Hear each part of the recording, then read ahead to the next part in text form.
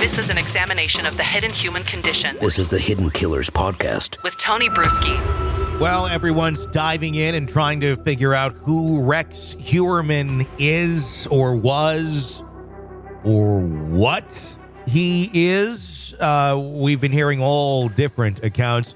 Right now, we are going to take a listen to a verbal account of a woman who dated Rex several years back between 2014 and 2016.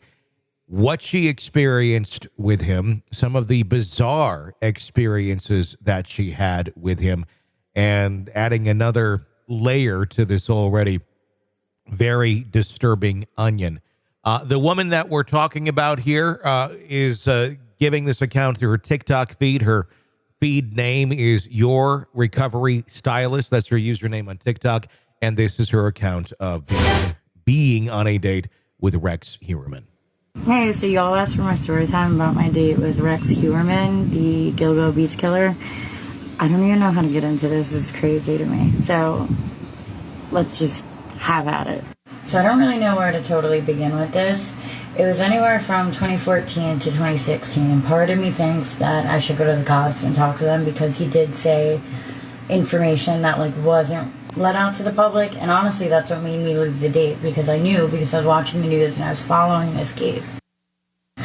So anyway, we met at a place in Port Jeff, a seafood place, and I kind of had a bad feeling to begin with, but I don't always trust my gut. I was young and dumb, so I went. We sat down, we had normal, formal talk. What do you do? What are your hobbies? We had a drink, nothing big. And then he brought up true crime. I was like, are you a true crime fan? And I was like, actually I am. I could probably tell you more about serial killers than their own mother can. It's bad.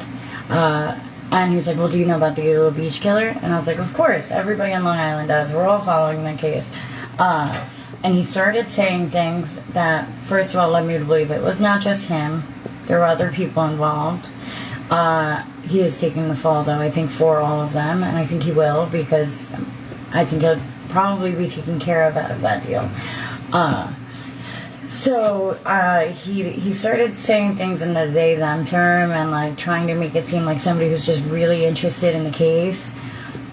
But he was very detailed, and it didn't seem like somebody who was just a true crime fan. It seemed like somebody who, as they talked about it, were reliving it in their head. He seemed excited, he piqued his interest. He sat up straighter. He, relaxed his body. He seemed really excited to talk about it. And what got me was he mentioned a body that wasn't announced on the news yet. It wasn't in papers. Nothing. And I would have known. So that really weirded me out. And then I kind of changed subject. I was trying to speed the date along. I didn't want to do it. And at the end, he was like, well, do you want to go back to my place? And I was like, I don't know. I'd have to follow you in my car. And the thing's like, no. Get in my car with me. Leave your car here. I was like, I'm not going to leave my car in a random lot in Port Jeff. And he was like, no, do it. It'll be fine. No big deal. Just come with me. And I was like, I don't feel comfortable getting in the car with you alone. I don't know you. And he was almost agitated and angry that I wouldn't get in the car and go with him. And that made me even more I gotta get out of here. So I ended up leaving. Thank God. I trusted my gut. I left after that check came, and I never spoke to them again. So that is the account of a woman who went on a date with Rex Heuermann, estimated between 2014 and 2016, according to her. Very much fitting the profile of what we have been learning about this very dark and creepy individual and the allegations against him. I mean, if you just look now at his internet search history, that in itself should put him away for the rest of his life, and what they found on his computer alone, even if he's not the killer.